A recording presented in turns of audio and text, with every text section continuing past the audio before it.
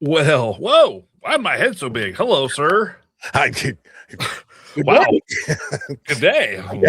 I guess we know where I sit. Up close and personal with my face. I'm telling you. Good morning, everybody, and welcome to everybody to our new. This is a new experiment. I'll tell you what. We're actually returning to the roots of the Coin Show podcast, whether you know it or not. When we first started doing this, it was a Sunday morning thing where we got up at a son of godly hour and we would just record because it was the only time we could all get together. It was Yeah. fun. So now we have a real reason for doing it. And I want to welcome everybody from Frosty's chat. Thanks for coming over. Thank you, Frosty, for being such a good lead in for us. And welcome if this is your first time to the Coin Show podcast. So this is a hangout. This is what we do, kind of like every other show. It's more of a Q&A. It's a live. It's a you participate way more in the hangouts. I want you guys to ask questions. I want you guys to just free form it in the in the chat, and we'll try as best we can to answer everything that we possibly can. Yeah, buddy. So that said, we have a couple of basic subjects that we wanted to go through today because we thought they were important. And one is, what's going on in the silver market. Matt and I, for those of you who don't know, Matt runs Lost Dutchman Rare Coins in Indianapolis, Indiana, and he is the senior numismatist there as well as the owner. And I work at Harlan J. Burke in downtown Chicago. I'm not a big deal, but it is. So, we work in really big shops and they do a lot of business. And I think sometimes it's good to hear the perspective of the dealers, right? What we've got going on. So if you guys have questions, if you're wondering how we're pricing stuff, if you wonder what we're doing, please, this is the place to bring it. All you want, as long as you want. Okay, so I'm going to start. Have you guys been just getting absolutely destroyed lately? Yes. I can only imagine that it's been. It's a better word. Yes. There has been silver. Well, okay. So at $50, silver came out of the woodwork, right? Yes. At $60, it really came out of the woodwork. Well, okay. And then from 70 to 90, it was just like, everybody was like, wait a minute. I think I'm going to hang on to this for a little bit. And I think that's kind of where it went was the people that had small little bits of silver left that were holding out to the end of it are saying, you know what? I see a bigger day and I'm hearing 100. I'm hearing all this other kind of stuff could go exponential, whatever. And I think they decided to hang on to it. 90 seemed to be a number that it had a really hard time. Well, 80 especially was a hard time that getting past 80. And then once it got past 80, it seemed to roll until it hit the 100 number. And now this week just went over 100. My thought, well, okay, what's your thought? What's going to happen? Well, my connection's getting a little wonky here. Give me a second. Does everything sound okay, guys? Yeah, you're a little crackly, but I think that's weather related. Hold on, give me a sec here. Let me make an adjustment. I'll be right back with us. I'm going to reconnect different network. So in the meantime, I am going to shout out to some of the people that are here in the chat. WIDH. I always wonder what that stands for. Thanks for joining us. 949 Designs. Okay. Fire, Farm Dog, Jack Gallman, AZ Coins, Jack Stacker, Dandy Dave, Frostbite Coins, of course. Keith Gilner, Dad's Junk. That's disturbing. Miss Aloha. Let's see. Farm Dog, if I didn't say it. Vote for Pedro 22. Jackalope Herdmaster. What a name. I'm back. Yes, the Jackalope Herdmaster is that's quite good. Speaking of which, let's look at this question. So sorry, but you were trying to give me my thoughts on what was going on with the silver. Yeah. No, we'll get to Jackalope's question in just a second. But so the market itself was really weird. From 70 to 90, people just kind of sat on it. We didn't buy a lot of stuff, which was really strange. And then once it got closer to 100, I think that was a lot of people's magic number. and it was pouring in the door. Every person that would come to my door and wait to be buzzed in would be holding a big giant box, like it was really heavy. It was 500 ounces of silver or 100-ounce bars. Or That's the thing, is it wasn't like 4s and 5s, it was hundreds. no, and it was a lot of it. Like on, for example, Saturday alone, so Friday of this past week, I bought 1,750 ounces of silver through the door and approximately a bag of silver coins, 90%. And then Saturday we bought probably another 8 or 900 generic ounces and another bag of 90% through the door. That's not sustainable for anybody. Mm-mm. That no matter how much money you have, that right there will drain your checkbook. Yeah, well, at some point you got to cover the checks. That's the problem. Well, I don't write bad checks. If I don't float checks, No, if that's I what I'm write you a saying. check, it's At some good. point, you've got to cover these checks you're writing. There's only so much that anybody can put out. Right. There are some guys that do float checks. That's the scary part. Yeah, that's not a good business practice. No, but a lot of guys do it. It makes me laugh. And So the option we run into is, so when you have that much silver, you're like, okay, I don't need this much silver. We got a few people coming in the door wanting to buy it. What do I do with it? And at that point, you have to start getting on the different networks, starting dealing with the larger companies, and finding out who needs silver at what price. Well, I watched the premiums go from -$3 to about -$15 in a few hours on Friday afternoon into Saturday, from the big guys, which tells us that one of two things: they're either running out of money or they have way too much product. yes, or there's a third possibility. They think there's going to be a serious correction. Correct. Yeah. They could see something that we don't see or not know about. It's one of those three. Yeah. And then the weird part is, like, intertwined in there, I was actually buying some real coins, which was kind of fun. I bought an 1805 $5 gold piece. I bought an 89cc dollar, a bunch of GSA. Like, there was a bunch of crazy weird stuff that was rolling in the store. Yeah, it's funny. The collections still do roll in. Yeah. Yeah. I Well, just on this last week had a fake 16D in it. Ugh. It's the first one I've seen in a long time, though. Yeah. Well, I want to let the listeners in on just a little bit of, I'm going to let you look behind the curtain of the dealer for a second. I want you to understand how we price 90% junk silver, because we all do it basically the same way. We assume that in $1,000 bag of face silver, there are 715 ounces of silver. If it was completely uncirculated, there would be 735, but we figure through where 715 ounces is what's in there. So if you take the 0.715, 71.5%, and you multiply it by the melt value of silver, you will get a multiple of how many times face it melts at. Right. And then usually it's a little under and a little over as far as what you sell, what you buy. And that's normally how it works. The spreads on it are getting really big. Except this week. Except Friday and Saturday this week. That's when it turned. Yes. And I watched it because I was sitting on 2 bags. And I was like, the risk that you're sitting on is really what that reflects. Right. So I saw the numbers on Friday afternoon was spot -$8. That was about the best number I saw, and that's what it was trading for. And then it was spot -$10, and they weren't selling at spot -$10. And then I saw spot -$15 go by, and it still sat there too.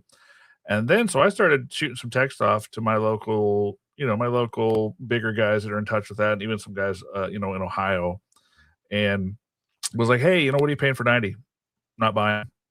Well, hey, what are you paying for 90? Not buying. Maybe next week. Give me a couple weeks. What are you paying for 90? Sorry, we're out. So everybody I texted, which was about half a dozen people, were out. So at that point, the only option for me was to process it at the refiner. I had to send 2 bags of silver off to the refinery because I didn't have any other option. Now, I also, in that same sentence, I want to kind of temper what people's expectations are, because before sending that to the refiner, trust me, this stuff has been culled. There's nothing of any real value in there No. that you're sending. It's all just basic call stuff Right. because at a certain point it does become worth your while to look at the stuff and figure it out before you send something off that could be valuable. Oh, yeah, and at lesser silver, you have that time to do it.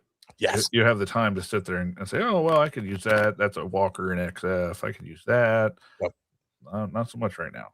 No, Franklins are Franklins and Walkers are pretty much Walkers unless they're Hey, 949, thanks, buddy. We Yeah. appreciate you. Thank you. Um, yeah, and the crazy part was I had a grading lot of Franklins that I was just kinda sitting on waiting to fill, and I started looking at some of the dates and some of the roll bids. I was dumping BU Franklins in the 90. You know what? The roll bids are nothing. They're melt. I know. And it was a sad thing because Spencer and I sat there with the gray sheet, and we're going through the different bids. And I was like, "Okay, what's a roll of 55S dimes bid at?" And he said, "Melt into the bucket." Like, I mean, it was nuts. Well, so and here's the other thing is that the way that people collect coins has really changed. People do not collect by date and mint mark anymore, at least not for the most part. They collect more type, more sample of this, sample of that. But they don't really collect by date and mint mark. So what you're going to see is there's an awful lot of common date coinage that is going to disappear in this time because it's going to get melted when it normally doesn't. Right. And I think that long term, it's probably good for the hobby, but it won't happen in my lifetime.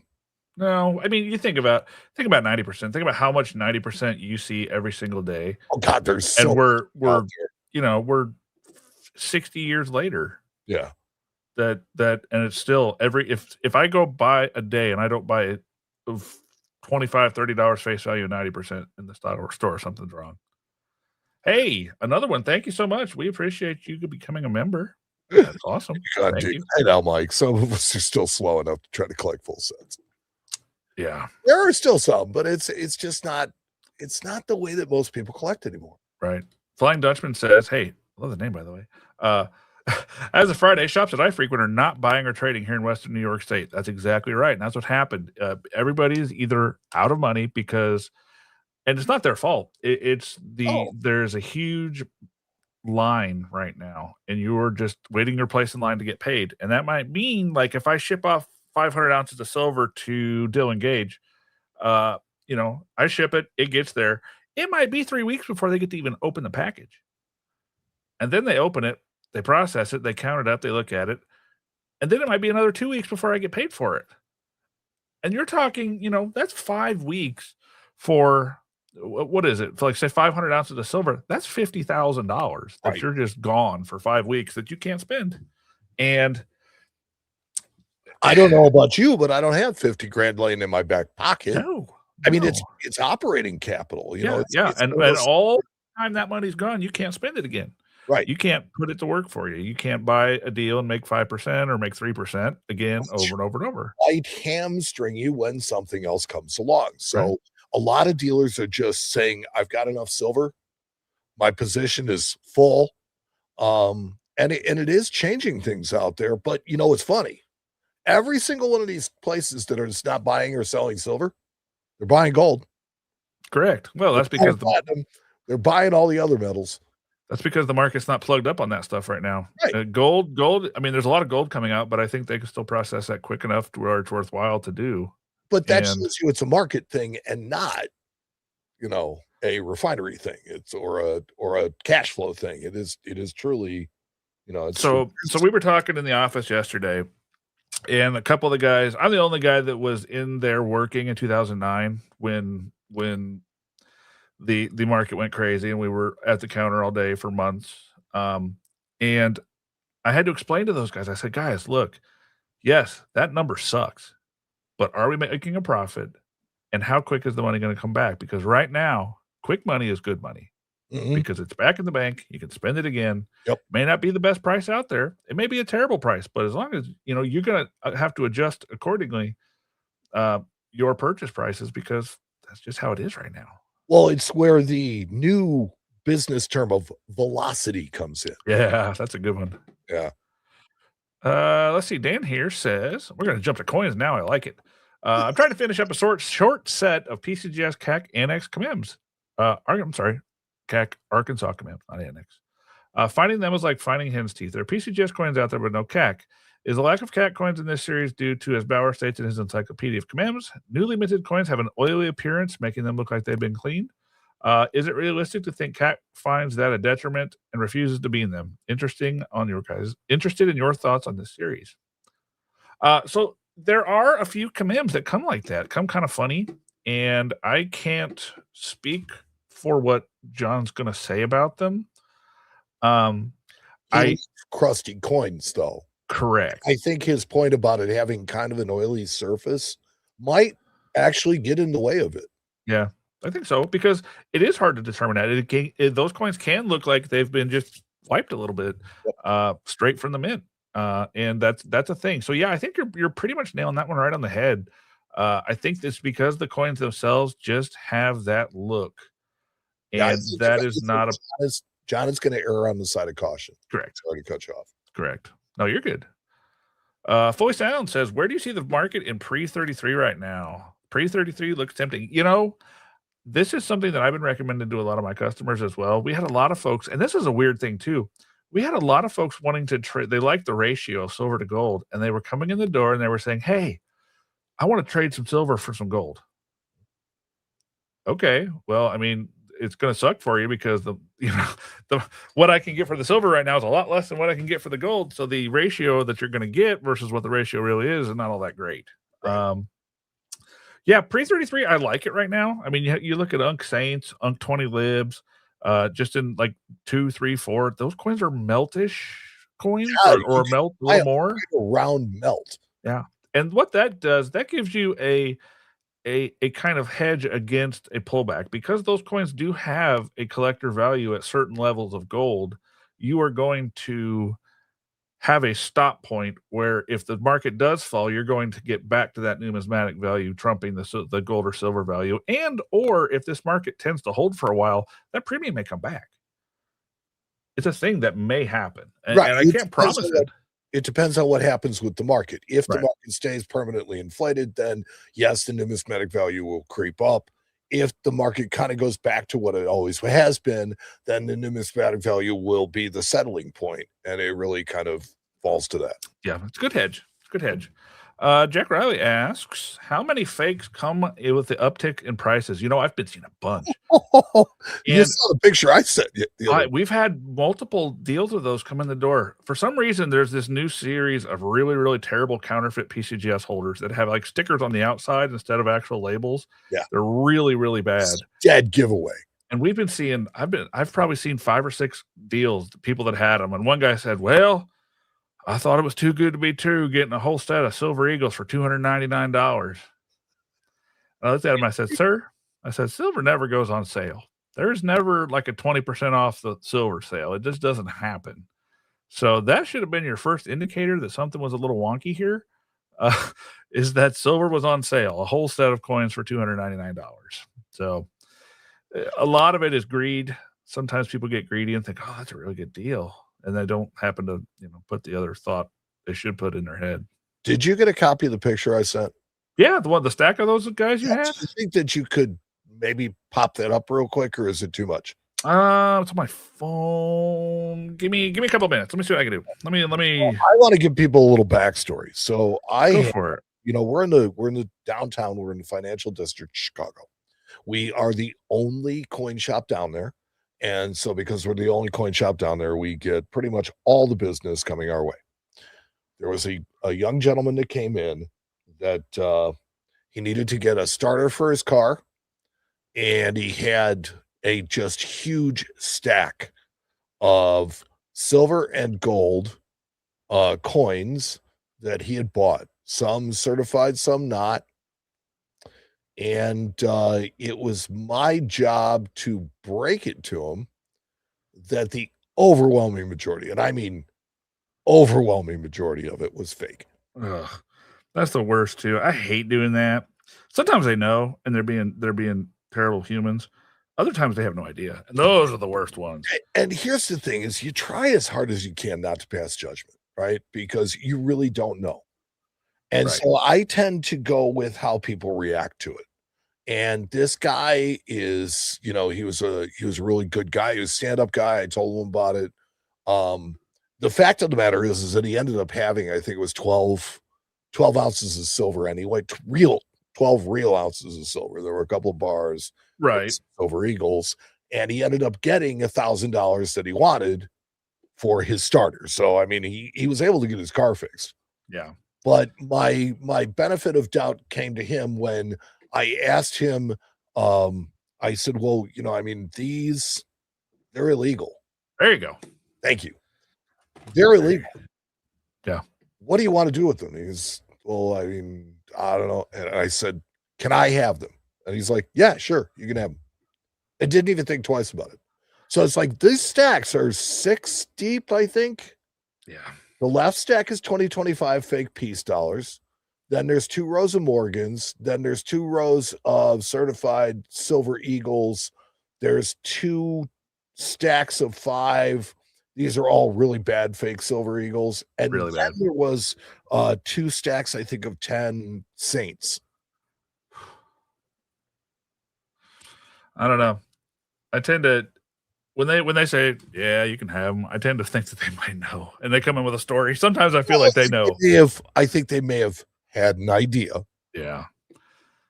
but they didn't Yeah. really want to perpetrate that on anybody. So It's hard to say, but yeah, that I those figured if are I took it, that's on me. And truthfully, that's what my boss would say too. and yeah, I think that that's true. I think we have been seeing more of that just because the price of silver's up. There's more of the scams out there, but there's also more people just digging around in drawers and stuff. Well, I think there's more people making fakes right now because it pays. I'm gonna hit this question and then we'll go to the one above it here. Cayuga Bob says, is getting fakes from customers worse than your brick and mortar shop or at shows? Definitely worse in the office, for Yes. sure. You don't see a lot of fakes at the shows. It's just not something that I've seen many of over the years. I've seen it; it happens. It's just not something that I I see a would lot. tend to say that the people that pay admission to get into some place are less likely to have something that isn't real. Maybe I don't know, I don't know. Maybe that's an or overgeneralization. maybe they get told before they get to you. Maybe they get told by somebody else before they get to Oh, you, yeah, and I then never you have don't see them. anyway. So yeah. Yeah. Dad's Junk says, not silver related, but I'd really like to hear from 2 knowledgeable guys on this. Where are those guys at? Yeah, I was gonna say, Uh, what do we do? what do you guys see in your shop? And it shows as far as people collecting world coins, is popularity rising? Yeah, that's funny you mentioned that. We've had a lot of people getting into world and ancients lately. In our office, we've had several people um, that have become regular customers that like that kind of stuff. Obviously we have the regulars that like the US stuff. They want to go through the stock boxes. They want to look at the new stuff on the shelves. Um, but yeah, we've had a lot of people that have been really kind of gravitating towards the world stuff. And I'm not sure if it's because you get a lot more for your money as far as cool goes.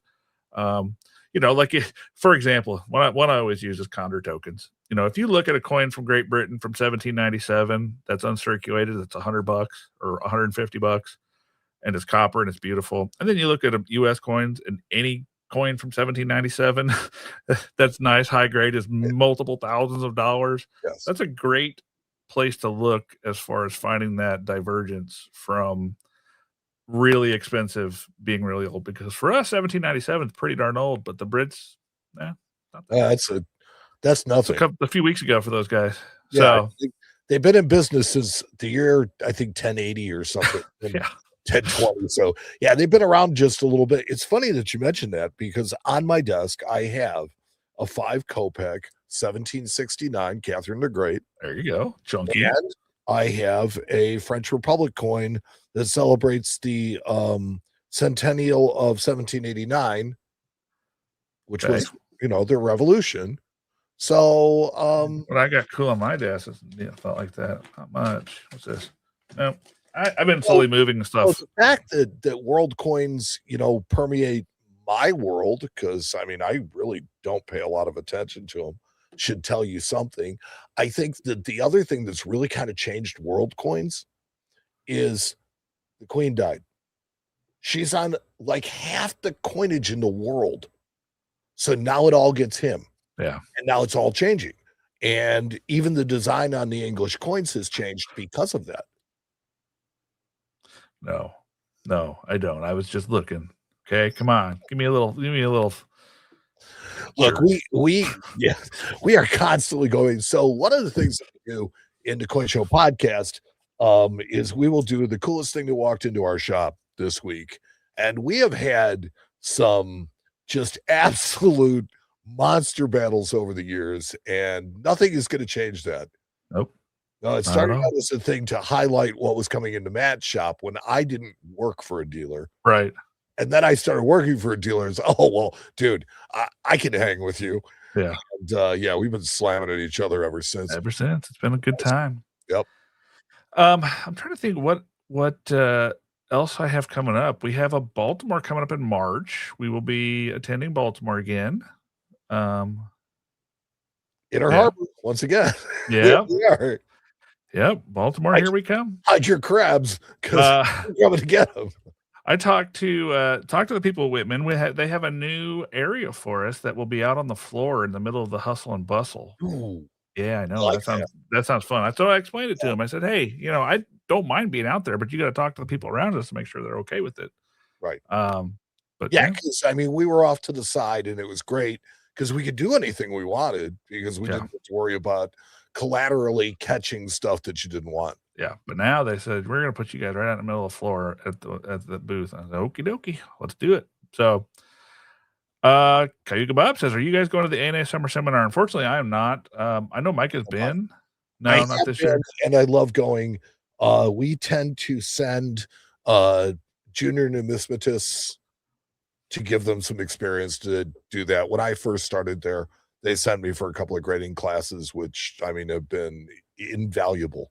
Right. Some of the best stuff I've ever done. Yeah. Oh, yeah. Those classes are fun. If you get a chance, I highly, highly, highly recommend the ANA Summer Seminars. I will tell you what, I will go as far as to say if you don't learn a thing in the class, the networking even helps. That's true. You're not wrong there. My goal when I went to summer seminar the first time was to sit with different people every meal. Yeah, that was cool. Yeah, it was a great opportunity. I met a lot of people. Farm Dog says, "I'm going." Heck yeah. It'll be so much fun. Paul Evans says, "Get some crabs. I'm in Baltimore." Well, yeah. Okay, Paul, so you got to come down and see us at the convention center. When I went to Baltimore, and the only thing I came home with was crabs. Well, no. What? No. I had crabs when I was in Baltimore. Oh, those kinds. That's different. That's a whole different thing I was talking about. And then the other thing I've been doing lately, and I don't know if you guys are still doing anything like this, we've been really just kicking butt with eBay Live, just having a blast with eBay Live lately, because I kind of get to do something like this, except we're selling coins at the same time. And it's a fun little thing. I've grown. That's Coin Emporium. And him and Spencer do all kinds of strange things. I personally think it's just an excuse for you guys to do strange things. It might be. We end every one of our eBay live streams with a rousing game of Rock'em Sock'em Robots.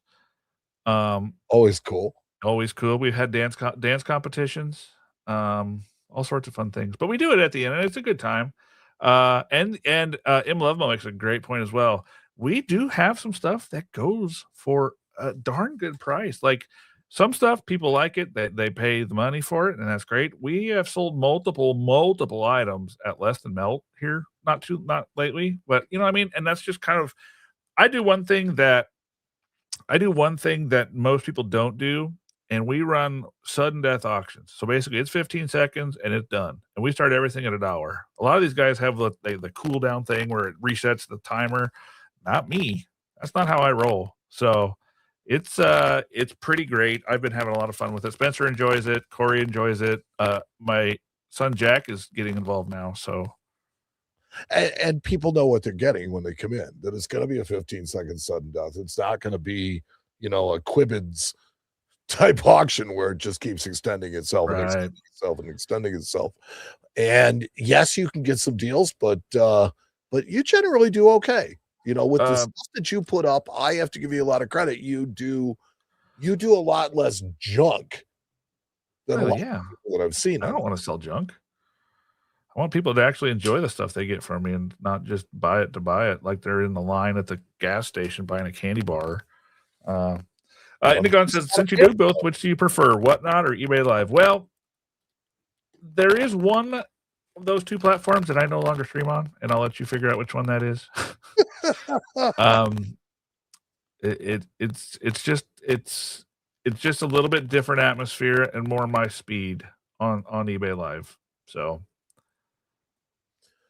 Yeah, it's like, look, I think that sometimes things can come really good things can come from all the competition of different formats and stuff, but in the end, certain formats are gonna survive and certain ones aren't.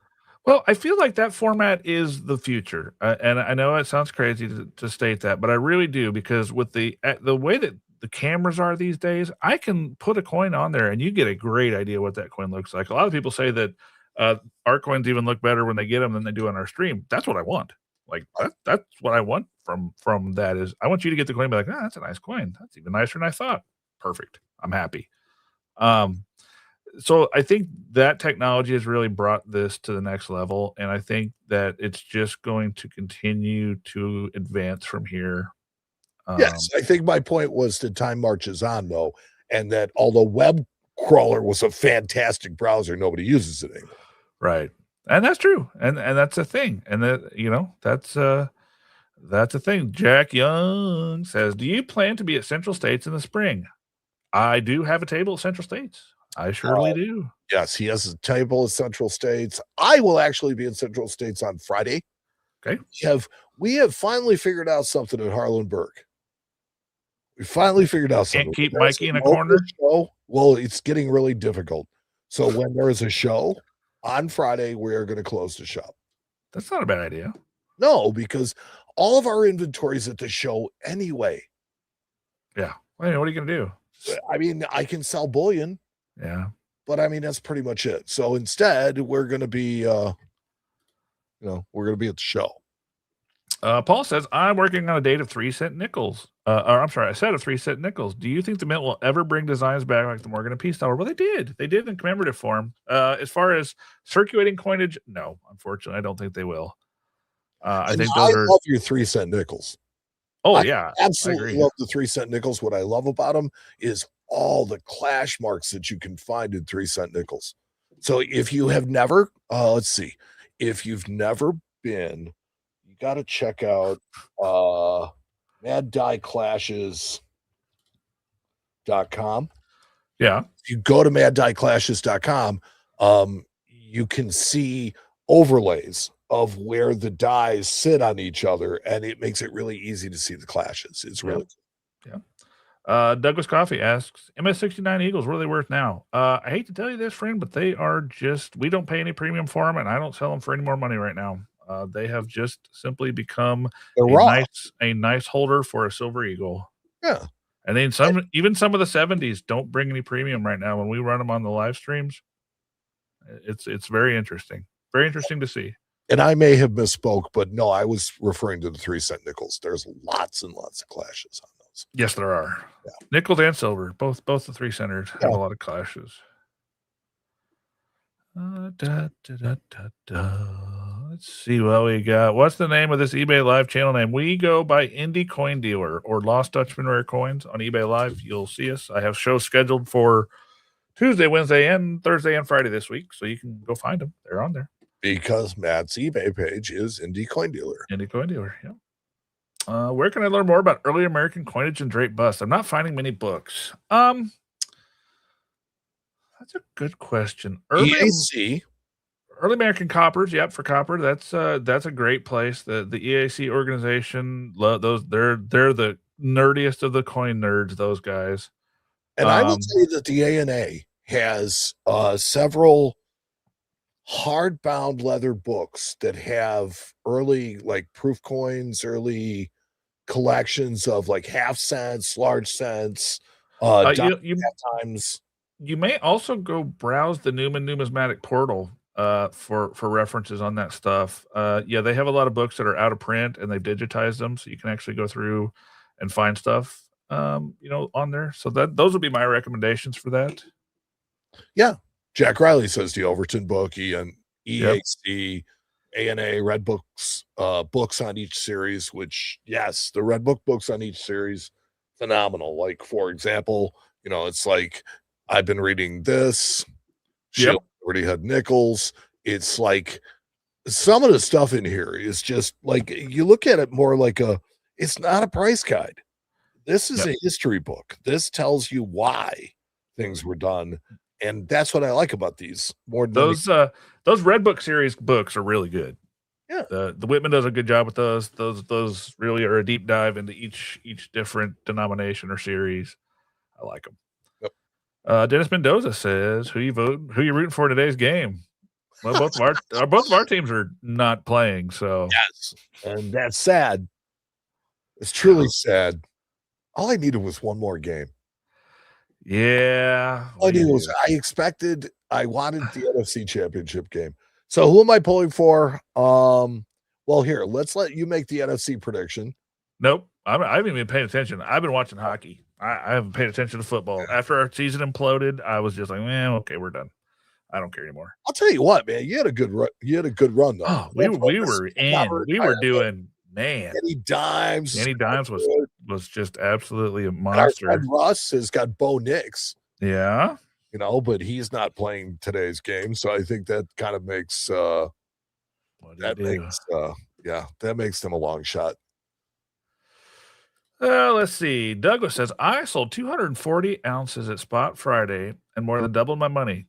Now kind of regretting it a little bit, but I had 100 in my head, so I did the sale. You know what? There's a lot of people that had that exact same thought. And did you get any pushback from your local shop or whoever you were selling it to about the pricing? Did they pay you 100 at this point? Whoa, don't want to do that.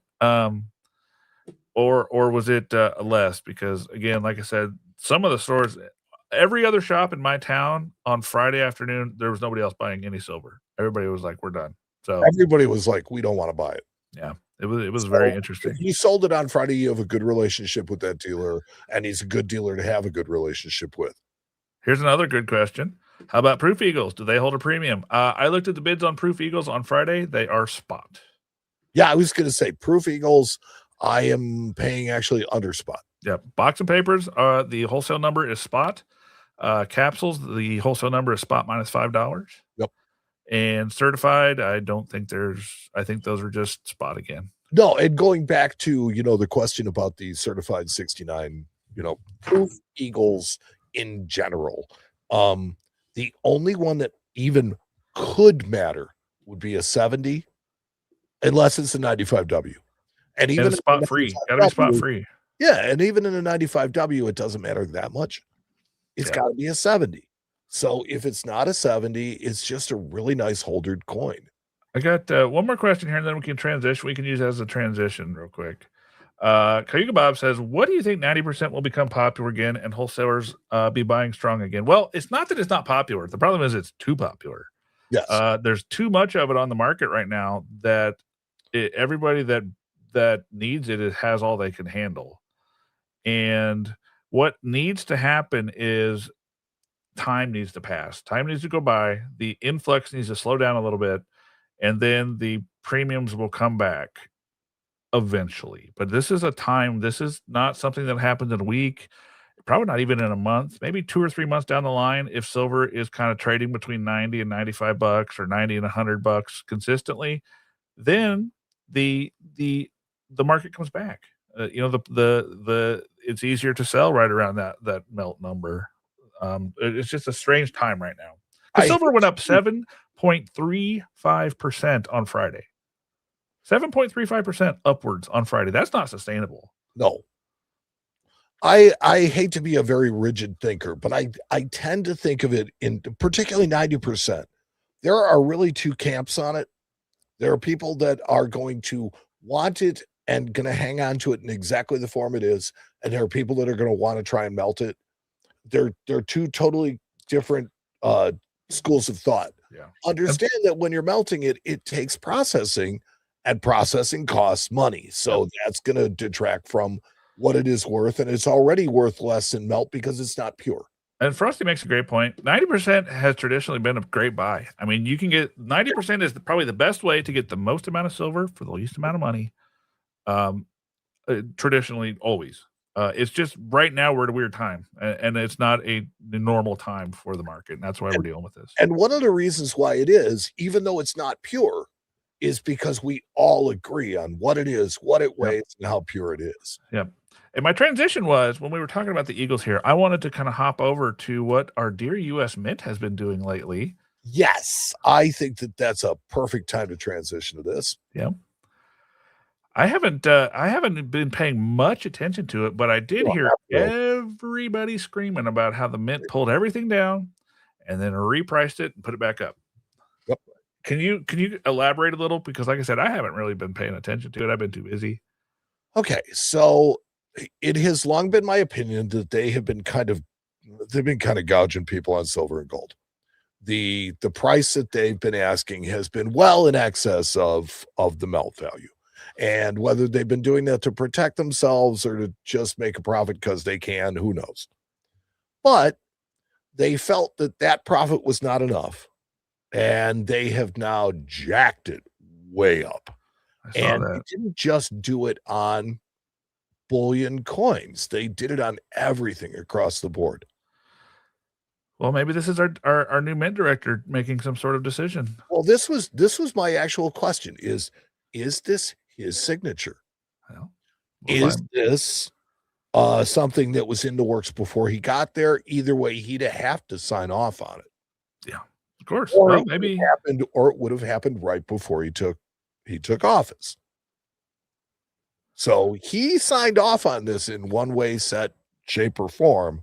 And I would love to ask him why. well, we can submit It's funny questions. I because know the right people.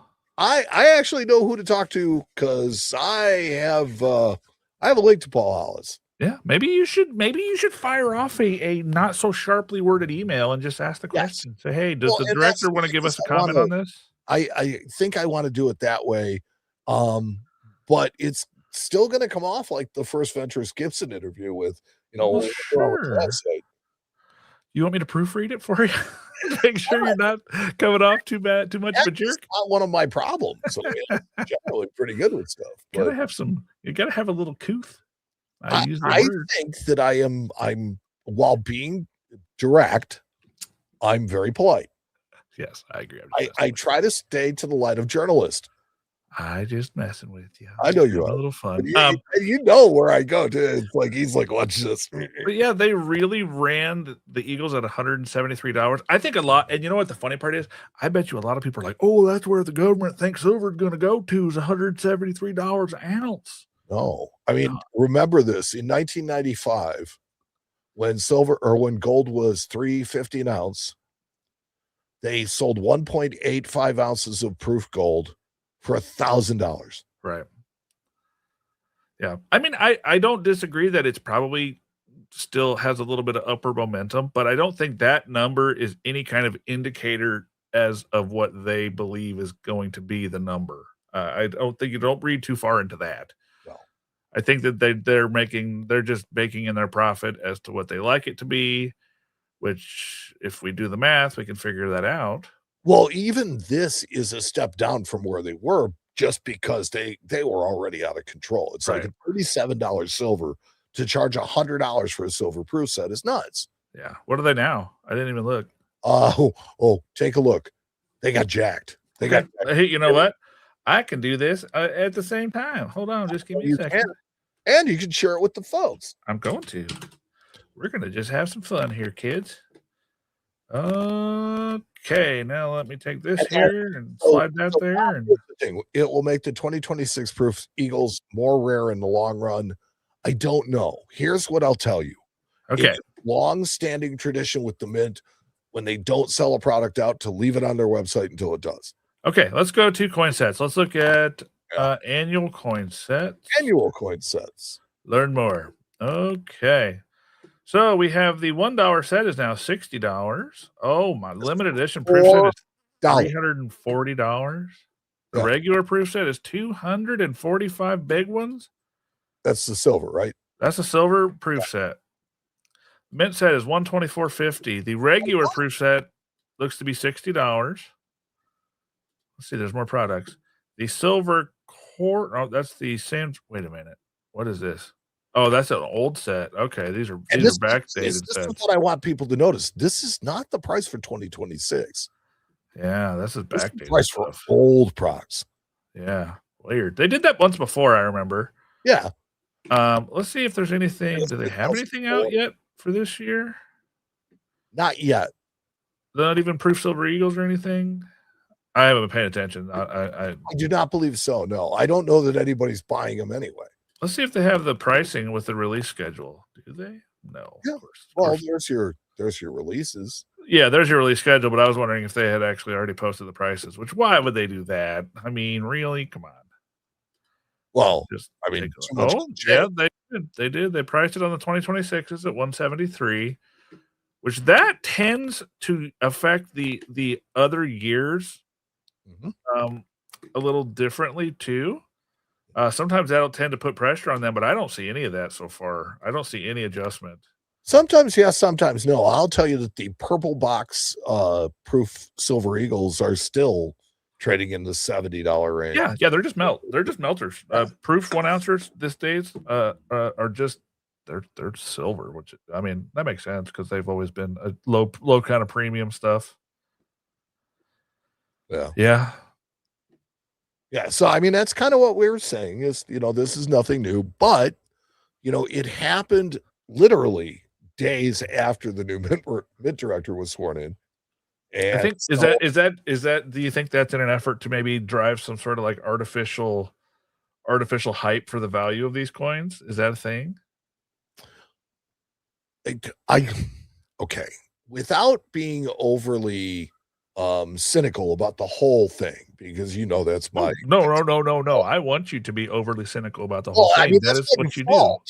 Right. And it's like, no, I don't believe that for a minute. I think it's nothing more than a cash grab that you're taking something.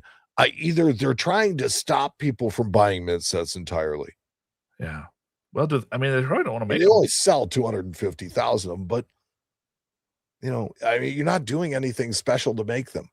Yeah, it's the old method of you don't want to sell. You don't want to sell 10 people one $10 item. You want to sell one person a $200 item. Like that's the deal with that. That's true. And I think that slows, that causes them not to have such a large logistical operation of delivery and so on and so forth. So now I will say this: one of our guys in the shop bought the Batman coins. Yeah, they just came out. The 5 ounce shipped, or the 2.5 ounce shipped before the price increase, and the 1 ounce did not. And we were worried that the 1 ounce was going to go up and be more than the 2.5 ounce coin. And they actually shipped it at the original price, but they haven't marked it a completely different price on the site. Wow. So Frostbite says, do you think the U.S. Mint is trying to get out of the retail market? I can't see that being their goal because they are the largest coin dealer in the world. They sell a lot of stuff. I mean, we look at the numbers. We're like, oh, they only sold 250,000 mint sets. That's 250,000 sets of coins. I couldn't sell 250,000 sets of coins. Heck, I probably couldn't even sell 2,500 sets of the same coin to the public, to the retail people. So I don't think that that's their goal. I think their goal might be to keep things the same as far as their revenue is concerned, while curtailing the logistical side of it, which means if they don't sell as many sets, they don't have to employ as many people to ship them or to deliver them or to produce them. Therefore, they can cut back on the expenditure of that and still realize the same amount of profit. And that's the old hedge fund way of things. Personally, I think that they had been concentrating on things like more designs of more circulating coins, because that in a seigniorage way creates a lot of revenue for the government. But at the same time, that would just preclude proof coins in general. And I think that if they moved away from making proof coins, maybe they'll do that.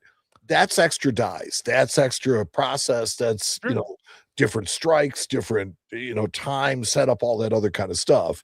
If they were to concentrate more on circulation strikes, I think that it would be I less think I just think the chat has a good point too. Philip says it's for the people that want coins direct from the mint and are willing to pay for it. right. Always has been. Yeah, I can see that. And then Frosty brings up this, which gets my goat going. But they have an auction with stacks. They can make these part of the bulk program.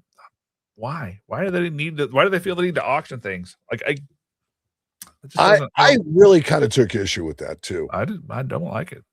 Yeah, no, I didn't think that. Well, one, how do you award stacks with it? Right. How do That's you decide one. that Stacks gets to be the government contractor and not Heritage or Yeah, Great Collections? or anybody else for that matter, because anybody who had those was Yeah. going to have a lot of eyes and was going to do really well. Yeah. So that's kind of why stacks. The other thing is that they claim these were the last coins struck for circulation, yet they were not struck for circulation. No, They were they struck. weren't. They were struck with omegas for collectors and auctioned. So Oh yeah. my God, Tab, love Hi, you, Tab. baby. Hi. Hello. You got a story with that one, buddy? Coworker, dear friend, haven't seen her in long enough. Well, there you go. Good to see you. Thanks for hanging out with us. But yeah, I think that you're exactly right when it comes to those Omega cents. They say these are the last cents struck. No, they're not. We're making sense this year for the mint sets. They were not normal coins. They had this goofy little mark you made on them. Yeah. I mean, meh. And I think that's why they didn't go crazy. I mean, whoever bought them, I feel sorry for them. I really do. You threw away a bunch of money. Those Privy Mark Eagles. Yeah. They made them in a small enough numbers for the ones that are for the service branches. Yeah. And I think that those will do okay because service members will want them. But once you get beyond that super hardcore, group of people, I don't think any of the Privy Marks are really going to do well. Yeah. Yeah, it's hard to say. They pulled the cents themselves off the site. No point. Now it points to mint sets. Okay. So maybe they are going to not make them in the mint sets. Who knows? I mean, they have the designs. They've published the designs. I've seen them. They're going to make them. This is why I hate modern stuff. I just want my silver dollars and my Mercury dimes and my bust halves and my early American copper stuff and leave me alone. Just stay out of my face with this new crap. Please. Just stop. Well, look, every once in a while they do something that works.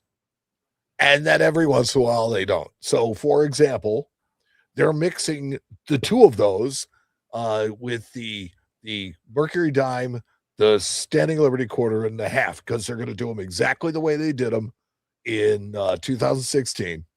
So they're going to be the wrong size and people aren't going to like them. But you know what? They're going to buy them because they really like those mint metals that come with them.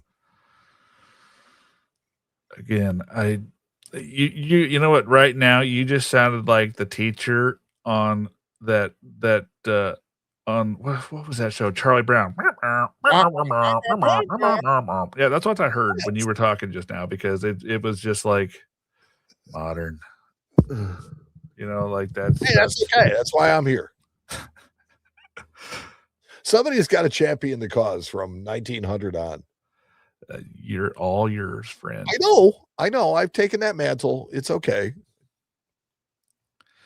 Yeah. And you're right. And one thing I'll give the mint credit about is that the guy that literally touched that coin, the last one that was big fat fingerprint. The last one has fingerprints on it. So that's so funny. We're right about that. And that's so funny. And you're right. You did mention that every once in a while they do have a good one. The flowing hair metal was really cool. That was a good one. But why didn't they do a coin? Because they didn't have the legislation to do the coin. Right. They could do the metal. But you can't do coins. That was the mint. That was Ventress Gibson's pet project. Yes. I believe she told us that was her way of giving back and being the director, making decision, because all the other stuff was legislated.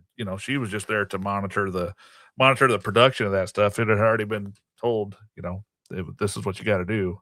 Yep. So that was her listening to the collectors and giving them what they wanted, I think. and I think it was a really good thing.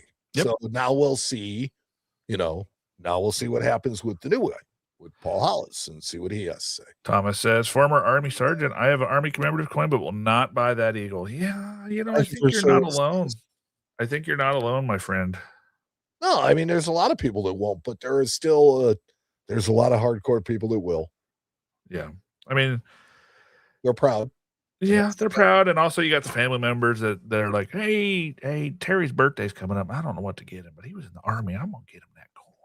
There's a lot of that. Yeah. So, do they need legislation to stop making the penny? Kind of. I mean, to end the legislation, it will literally take an act of Congress that cancels the denomination. They did it for half cents. They did it for trade dollars. I have to say that certain, and I don't want to get too deep into this, but certain individuals seem to have a lack of care towards the way things are done and the rules that go into certain things. Are you saying tradition is meaning nothing? Not tradition, law. Well, I was trying to give you an out. Nope. No, okay. I'm just doing my thing. No, and that's fine. But right. That's just where we are right now. I'm neither here nor there. Well, I mean, look, they can advise for the Mint to not make them. Right. I think it largely depends on who the people in the chain of command are. And I think that's the out they're going with. Or a Fed chairman, they really didn't like it. They could say, hey, look, the law says that if the banks order them, we got to make them. That sounds, and that sounds like I would not want that position. It's like you got this thing over here that says, hey, by law, you got to make these. And you got this thing over here that says, we don't want them. Yeah.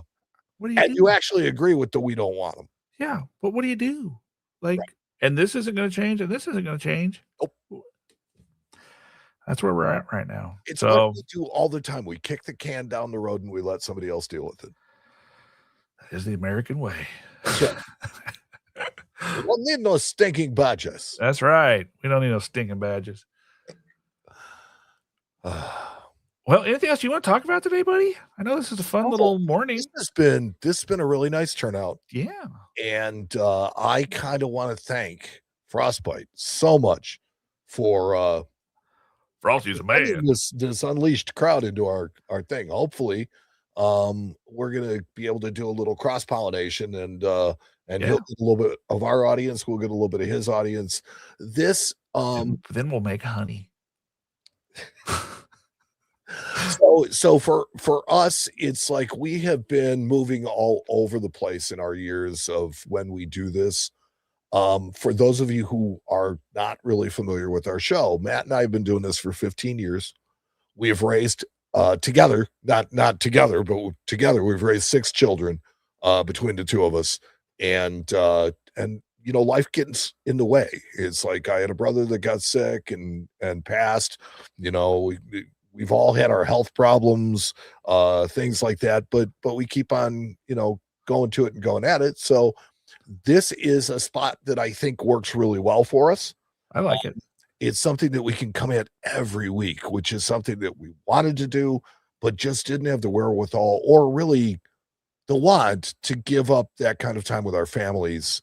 So this is a time that works better for us.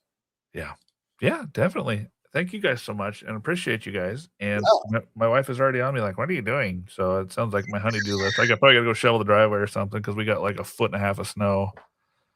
Is it still snowing there? Yes. Oh, actively coming down as we speak. Oh, they're just tell her it'll be there later. No, she's like, why don't you go shovel it now? So when it's later, it's not as much to shovel. So thank you to everybody who helped make this possible. Thank you to everybody who showed up, asked your questions, your comments. New members, you guys are awesome. Thank you for joining, by the way. Next week, Coin Show Podcast, episode 252. And, you'll see a little bit more of our normal, more regular formatted show. That's why we like to do this one, just so, off the wall. Hey, there's another voice sound. Thanks, buddy. And we will see you guys as well. You can find me on eBay Live all week. I think every day, maybe. We'll see. But yeah, thank you guys so much. We appreciate you. And yeah, next week I'm excited for the new time slot and see how the energy is on the episode, because we have that Saturday night energy. It's like I'm ready to party, but not quite ready to party, you know? Right. This morning's like I partied last night and now I'm just need some Tylenol, you know, like that's where we're at this morning, the energy. So Okay. Goodbye, everybody. We'll see you Have a guys great next week. weekend, guys. Thanks. We'll see you.